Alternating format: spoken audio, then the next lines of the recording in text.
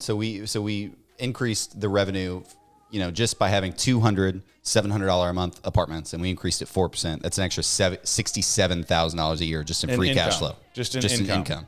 And not really for doing anything besides just keeping up with inflation on the market. Right. And so then you just take, what does that equal in value? Well, you just take what... Because somebody's going to buy that income on, on a cap rate. Right. And so apartments are hot, and most apartments are selling at around a 6 cap in this market. Newer ones lower, really old ones maybe slightly higher. And so that times 0.06 to put it at a 6 cap value is $1.1 million. Wow. And so you have your 200 unit apartment complex increased in value $1.1 million if you got 4% rent growth in that year. That's 1 year.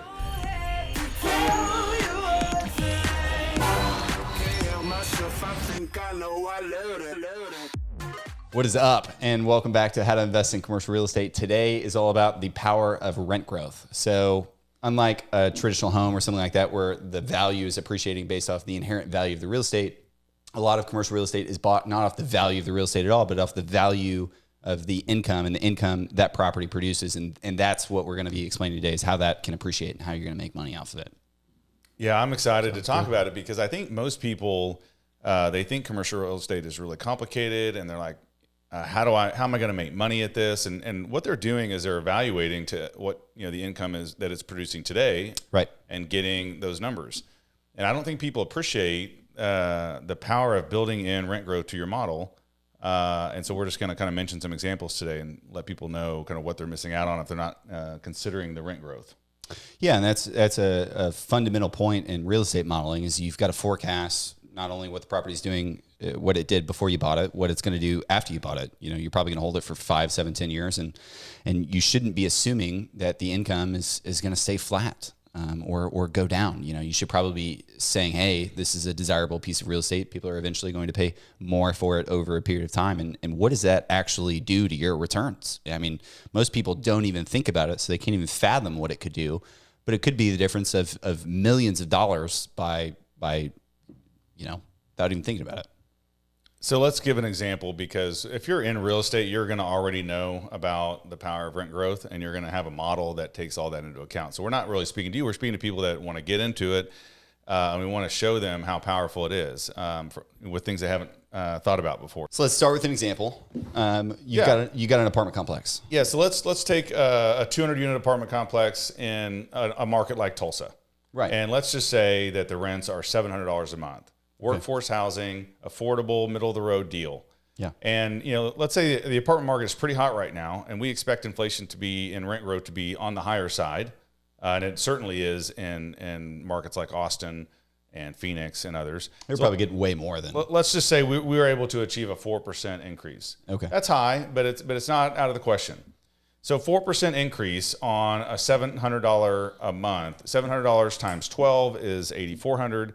Take that times 4%, it's $336 a year in rent growth per apartment. Right. Okay, so then you take that times your 200 units, and that's like 67,000. 67,000, and then I'm going to take that on a 6 cap, because right now apartments are...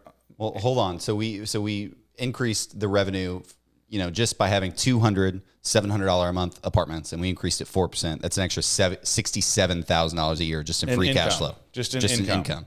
And not really for doing anything besides just keeping up with inflation on the market. Right. And so then you just take, what does that equal in value? Well, you just take what... Because somebody's going to buy that income on, on a cap rate. Right. And so apartments are hot, and most apartments are selling at around a 6 cap in this market. Newer ones lower, really old ones maybe slightly higher. And so that times 0.06 to put it at a 6 cap value is $1.1 million. Wow.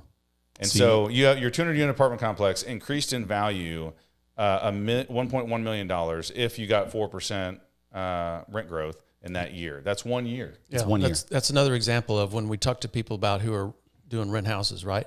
Here you're multiplying that increase by 200 instead of, okay, you've got 5 or 6 rent houses. And the other thing is, if your rent house goes up, let's say over a course of 5 or 6 years or 10 years, it goes up 20%.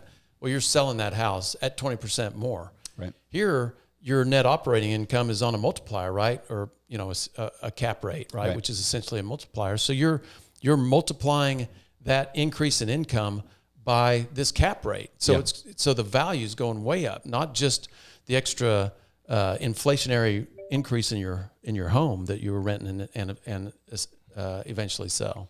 Yeah, every dollar of income on a 6 cap in that example huge difference. is worth $16 in value. So somebody's going to pay me $16 for every $1 in revenue I make that business make. Right. So you can think by taking this $700 apartment and just increasing it $20 or $30 a month, right? You're going to hit that 4% mark pretty easy. The tenant is going to say $20 or $30 a month. That's nothing. I'm going to have to go move out, find a new apartment, put a deposit down, utilities, everything like that. Most of your multifamily tenants are just going to take that if it's kind of in line. If they can't go get a comparable apartment, drastically cheaper for the same price. Most people are just going to stay and just renew. And even 3%, I did the math while you guys were talking, it's $840,000 in value. Now, 1 year. In just 1 year, and that's at 3%. So what I'd like to say is, okay, let's think about it in terms of what is the return on equity or the return on value.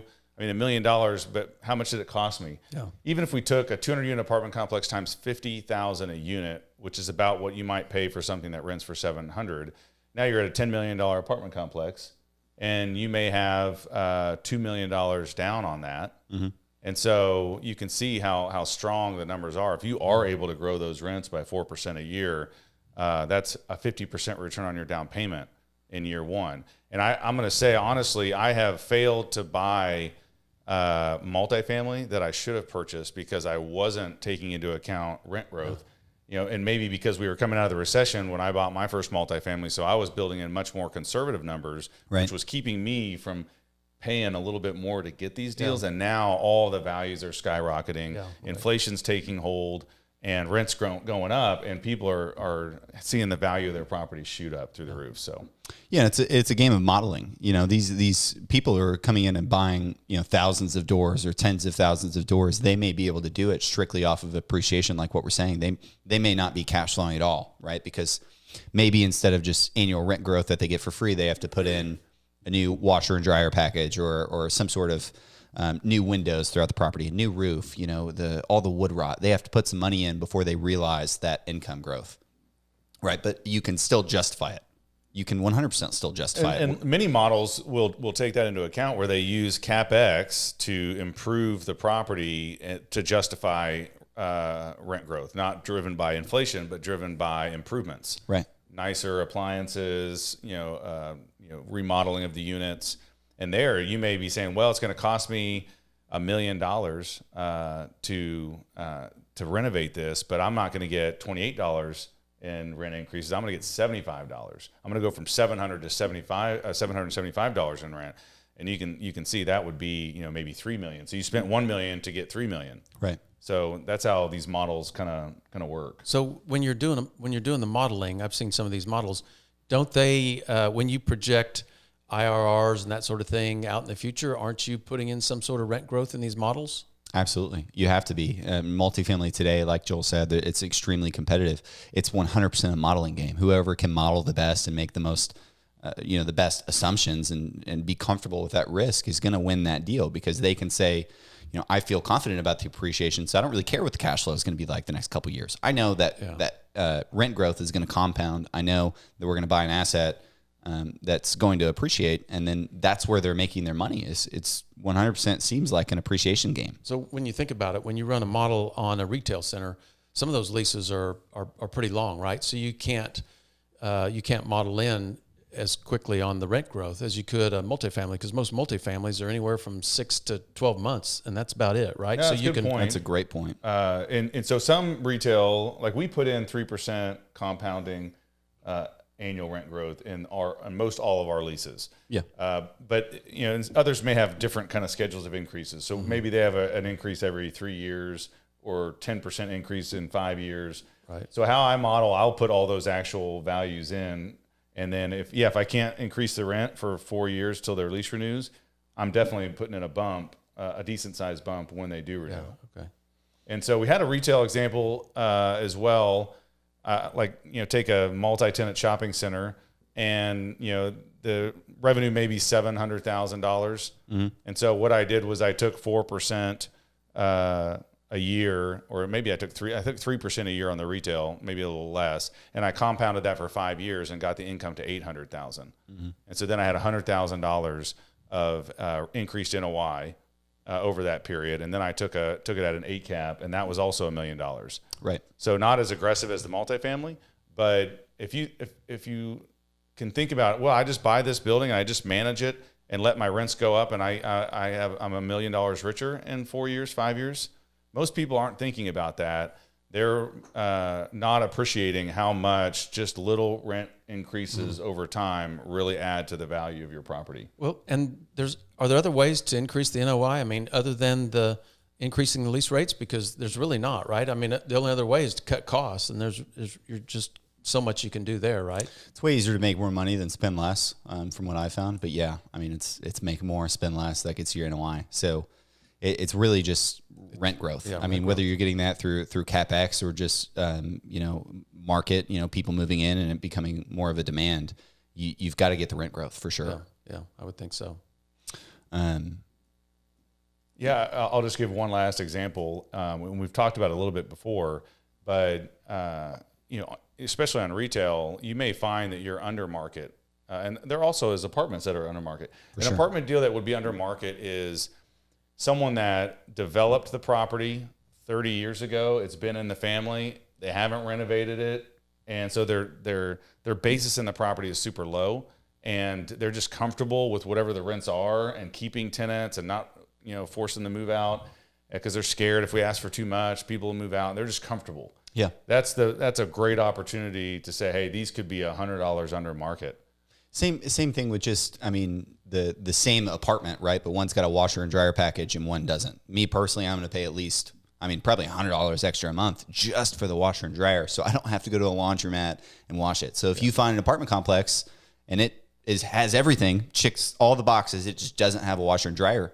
If you can figure out how to do that, it's probably $3,000, $4,000 for a washer and dryer set, and you can get it $100 a unit.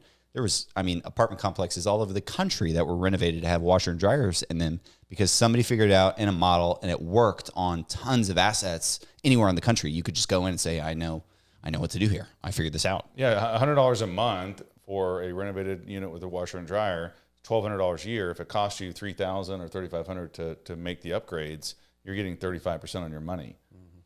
So that's great. Yeah, the two biggest things from my perspective when you're exiting or assuming an exit in a model is what are you doing with your income? How's it growing or not growing, or what vacancy or whatever? And then what cap rate or value of that income are you using? So a lot of the times you want to see the cap rate stay very close to your original cap rate. You want to consider the income going out almost the same value as the income you bought it, because that's or a slightly higher exit cap. Correct. Because the thinking is if you buy a newer retail deal at a 7 cap, and let's say that during that time you could have bought an older retail deal for an 8 cap. Within 10 years from now, when you sell it, it'll be older. You should put 7.5, 7 3/4, 8 cap on that exit income. Correct. So your biggest variable is your net operating income. That's what you have to play with. That's what you have to increase. And yeah, you can go in and separate that out between income and expenses. But generally speaking, that NOI needs to be going up every year, and that's what's driving the appreciation at the back end. When you said the person with the best model wins the deal, and that's true. Yeah. Doesn't mean that the model was right. It means he wins the deal. Correct. And so right now what we have is whoever's been the most aggressive has won ultimately because the market has followed all of their assumptions. Yes. The people that were more aggressive in their underwriting bought the deal, but then the market actually performed, and so they are now getting paid for being more aggressive. And there'll be times when you're going into a down cycle where the aggressive ones will get caught. And the conservative ones will be more right, but yeah, it's the Warren Buffett quote I like. You find out who's swimming naked when the tide goes out. It's 100% the thing with multifamily modeling, because all of these multifamily prices were driven up like crazy, and you're really going to see who over leveraged the crap out of themselves and over modeled that income growth, and they're not going to have it, and it'll be interesting to see what we take back until the downturn or until interest rates rise. Right now, I think we're going to still see a bunch of money flowing into commercial real estate. the trillions of dollars that have been pumped into the market will push inflation, which will drive rents up. So it's a good time to be an owner of commercial real estate. We'll just see how long this cycle lasts. Anyway, I think that is a really good point. People have to be focused on the annual rent growth. It's something easy to just like, oh, I'll just renew this lease for another year. Oh, I'll just keep it month to month.